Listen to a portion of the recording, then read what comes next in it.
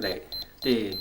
Det bånd, som vi nu skal se, er en række klip, som er optaget nede på værftet i 1997. Klippene er bragt sorteret i tilfældig orden her, og vi har prøvet at tage det med, som ser mest interessant ud for udenforstående. De, der arbejder nede på værftet, de vil jo vide, hvordan det ser ud. Men her er nu en række klip, som man bare skal kigge på og gøre sig sine tanker om.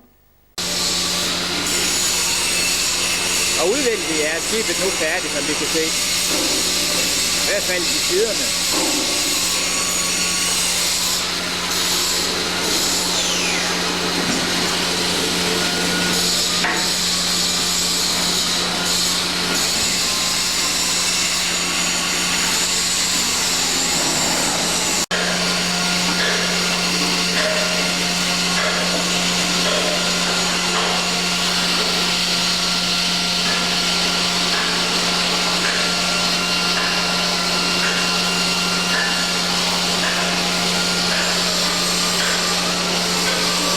Nu Scandlines Arveprins Knud er lige dokket ind. Den har fået en stor skade her.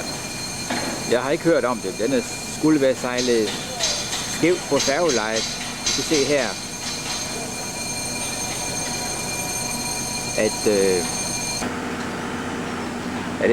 så skal man ikke være svimmel, når man skal færdes i dokken. Her har vi trappen. Skibets egen landgangstrappe ned. Zoomer lige. Der er sindssygt mange trin, ser det ud til. Og der har vi så selve trappetårnet, som værftet har stillet an med. Hvad er nu?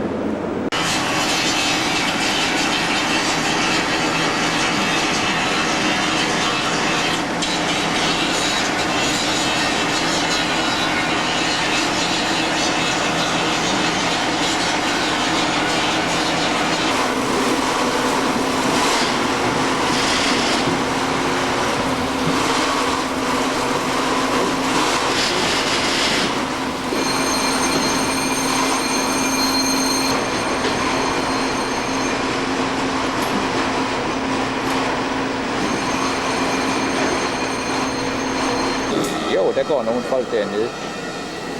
De står helt nede på maskinedækket, det vil sige i højde med krumtaphuset.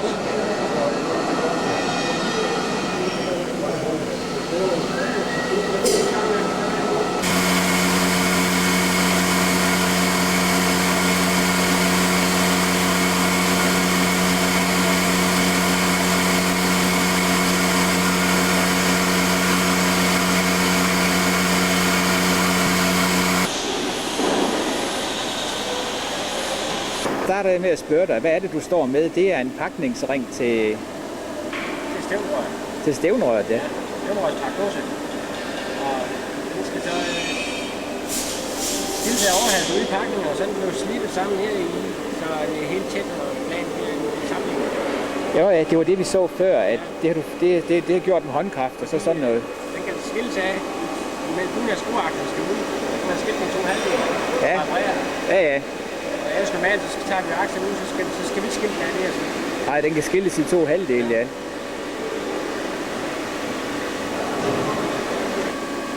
Ja, og nu lægger vi pakningen på. Og så skulle der nogle fjeder i på undersiden, men kan vi ikke rigtig se herfra, nej. Og de sidder der, ja.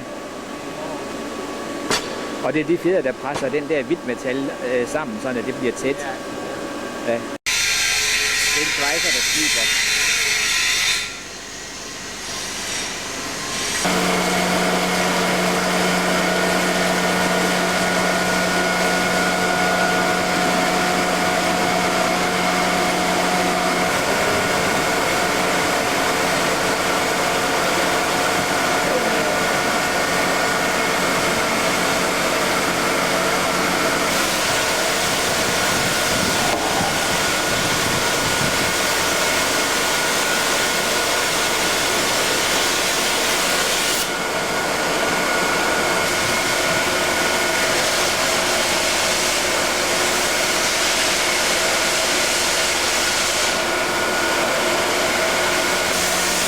der måler op til de nye stykker.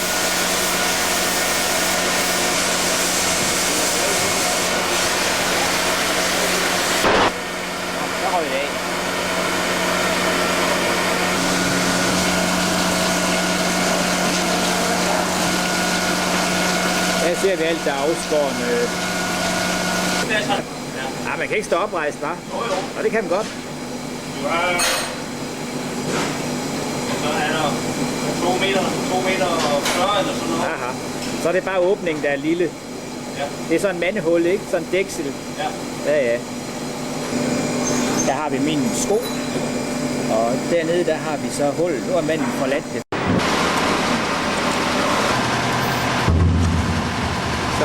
Så bliver ankeret vendt.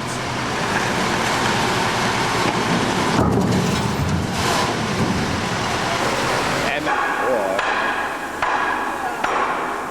der har vi. Men andre på det.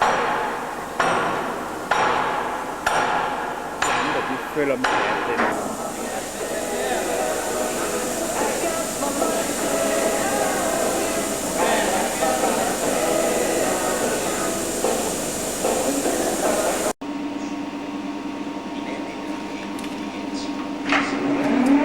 Den, hvad bliver det, 4. maj. Og hvis jeg er rundt monteret, det kunne jeg desværre ikke nå overvære i morgen, fordi man kan kun være et sted ad gangen, som det tænkt. Nu hænger det her, og vi ser, at vi kigger lige nærmere på den. Man er ved at rydde op. Man er ved at rydde op her, før uddokningen. Det sker om et par timer. Jeg så vi en nederste ring anbragt, og derinde der sidder pakkdåsen, hvor der var en svensk dernede og få den gjort inden tæt.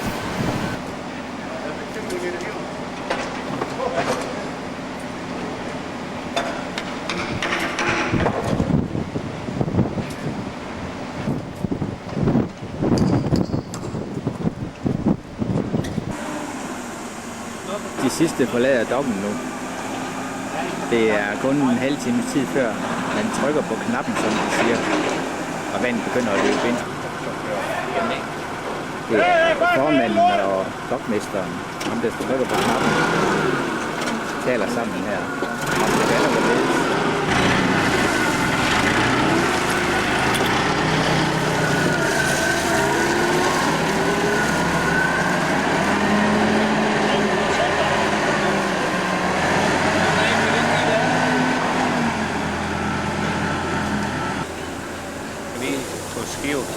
Om det ligger på trim. Ja, jeg kan godt høre, hvad du siger. Bare snak videre. Hvis det ligger med trim, ja. Så er skivet, der kommer et stykke ned i vand, så bør vi at rette trim efter. Sådan er, og så skivet flyr, så flyr det faktisk med den måde, som skivet skal ligge i vandet. Ja. Sådan er, men der er det med travler, det kan vi ikke. Der begynder at løfte foran, indtil den så til sidst flyr.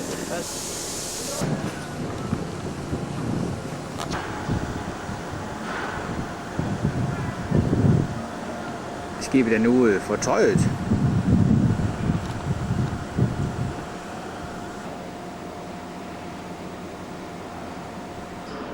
Her har vi døren til dokhuset. Vi ser dokmesteren og alle sine knapper her.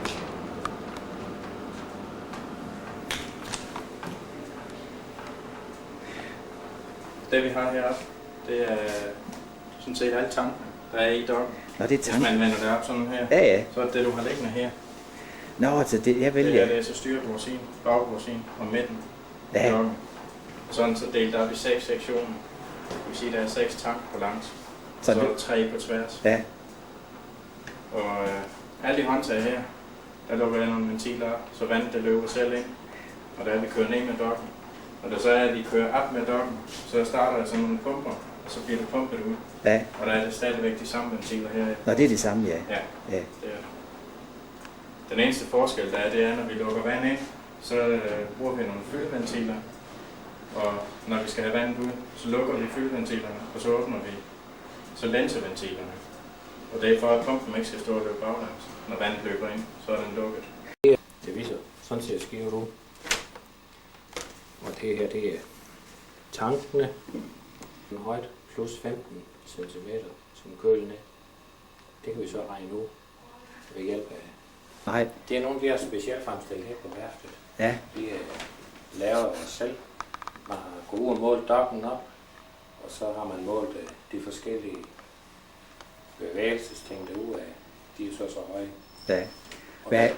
Ja, hvordan virker den? Hvad kan bevæge sig? Det kan den der. Den lige linje her, det er bunden af et skiv. Ja. Det er et fuldstændig fladbundet skiv, sådan som den ligger nu.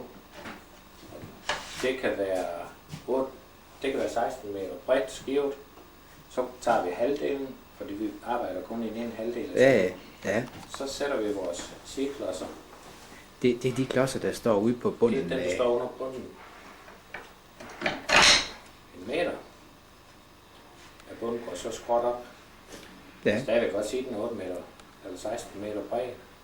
Stadigvæk halvdelen. Så kører vi den igen ud. Så for at finde ud af, hvor mange klodser vi skal bygge op, for at den kan nå op til bunden, så skubber vi den ind til 1 meter.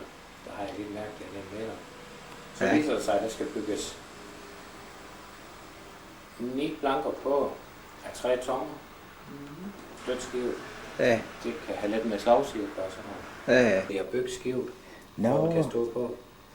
Men vi kan ikke stille de klodser op i vores dok, for det har vi ikke. Nej. Derfor så vi går ind, og så siger vi sætter hele vejen hen der. Og der har vi 12 sideklodser under. Det er, hvad vi overhovedet har derude. Alt, hvad der er udenfor, det er så højt op i luften. Der kan man ikke sætte noget under. Nå, ja. Men nu får sådan en tegning, det er dejligt nemt. Som siger, så kan vi ikke få nogen tegninger, men det findes ikke. Så prøver vi os lidt frem. Og der hænger alt det snavse våde tøj til tørre. Støvler. Det er gød. Men skulle jeg nok, at jeg kunne se, at de var væk.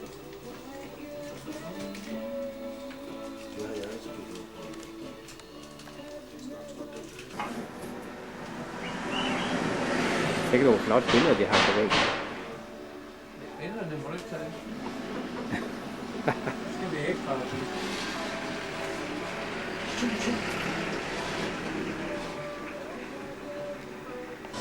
Og der flyder den så skal vi have cirka 1,5 meter, 1 meter til 1,5 ekstra. Ja. For at de ikke sejler på kølklodserne, når den skal trækkes ud. Nå ja, slæbebåd. Samtidig så er det afhængigt af slæbebåden, hvor dybt de stikker, Ja. når vi skal have dem ind og ud. Ja. Når det så er, at den bliver dækket helt hen foran os, Ja. så skal man være hurtig, for ellers så går det meget stærkt, og så er den svær at styre dokken. På foran af dokken, vi sørger altid for, at vandet kommer ind akten fra, Ja. så kører dokken hurtigst ned. Og så når det løber på foran af dokken, så kommer den meget hurtigt der, så der skal man altså være klar til at lukke Ja. ned, for ellers så fortsætter den. Og det gør den altså en hel meter, inden den stopper. Nej, det gør den, så den går lige frem sådan i... Det er bare trykket, Det går sådan en slags bølgegang, eller hvad skal vi sige, sådan... det gør det. Men når vi så først er nede der, så går det stille og roligt igen. Ja, at dokken kommer i en slags svingninger eller gyng, sådan at man kan stoppe dokningen, hvis de nu viser sig ud til. Lyde ifølge dokføreren har det skivet. Hjælp af sin radio. Og så kan de begynde at tjekke, om de der søventiler nu er tætte.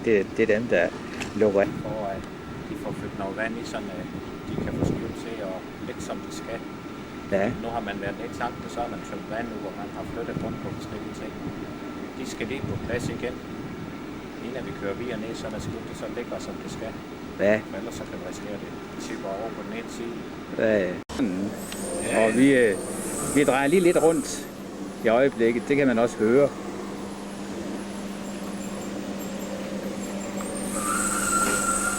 Bremse her. Jeg har fodbremse på krøjningen. Hvad siger du? Jeg har fodbremse på krøjningen. Det er det, du kan høre ud bagved det Nå, ja. bremsbelægningerne. Ja, ja. Skal du for, at der er langt ned her? Ja, jeg ved ikke nøjagtigt, hvor langt det er.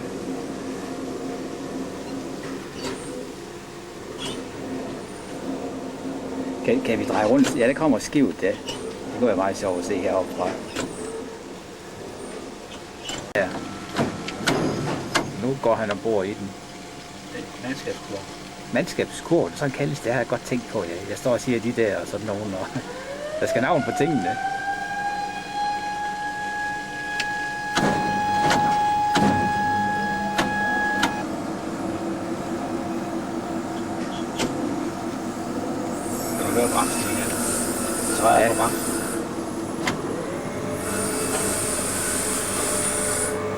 Ja, for det er døren, der er åbent ud til maskinrummet. Ellers skal jeg jo ikke høre noget, når jeg sidder herinde. Nå, nej, det er Så klart. er det jo meget roligt at sidde. Ja. Altså, nu er den næsten nede på jorden. Ja, det er svært at se heroppe fra. Ja, nu skal man lige... Skal man vente sig til lige det der med at... Kammerat, Yes. så kan han filme dig, mens du kravler op. Jeg skulle have afløbet på, men jeg tænkte, jeg må hellere gå på afløbet dig, for næste gang afløbes på. Pause. Jo, jeg kan ikke køre dog. Ja, det er ulægt, det passer med at krøje ind rundt om masten og ned på dækket. Det er fint. Det gør jeg. Du behøver ikke ændre på det.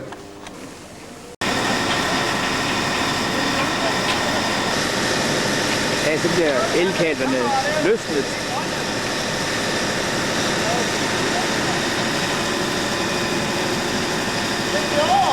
Ja.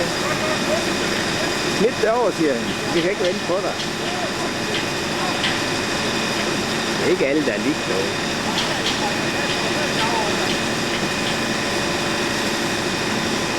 En larm i baggrunden. Den har vi 4,60 meter.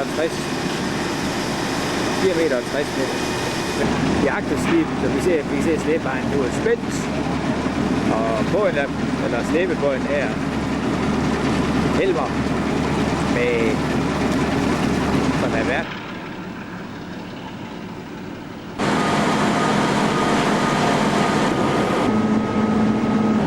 Fedt, du går folk på bord. Ja, det er tidlig morgen.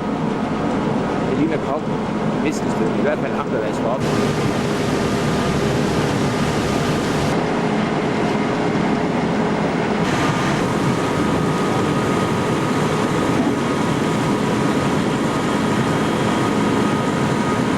Det er skibet gjort fast til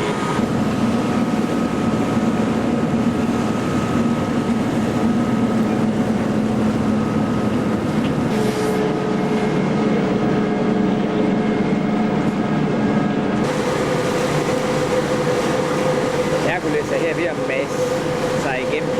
Så tager de lejderen.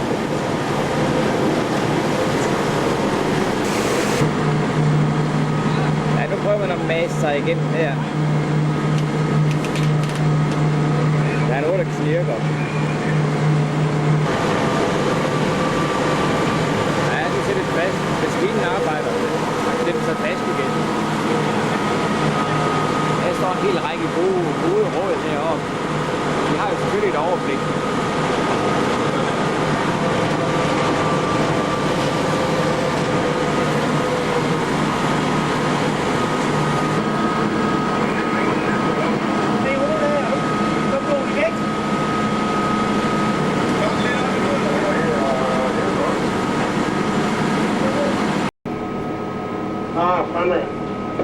Hercules er fri.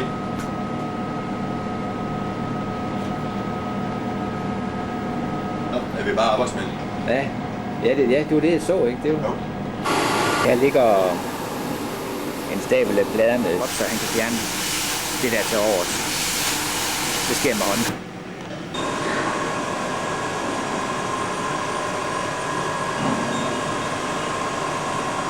Her er han ved at taste.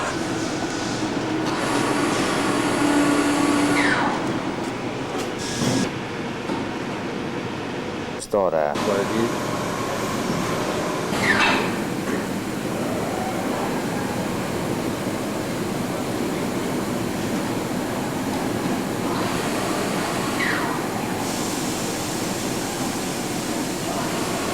Ja, så er der en mere, eller et mere, det er det vel, spændt. Såkaldt webspændt. Færdigt.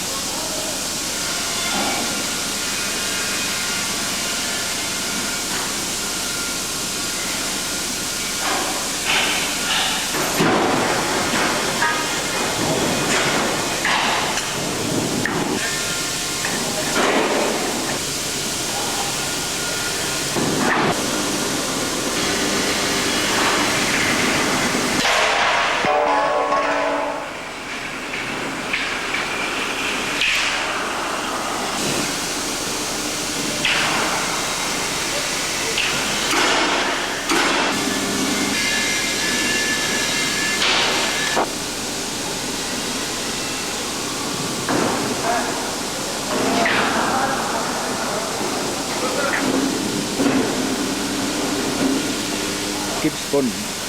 Et stykke af den. Vi kan se her det flade stykke helt inde ved kølen, og de to bundflader, bundstofstigningen her.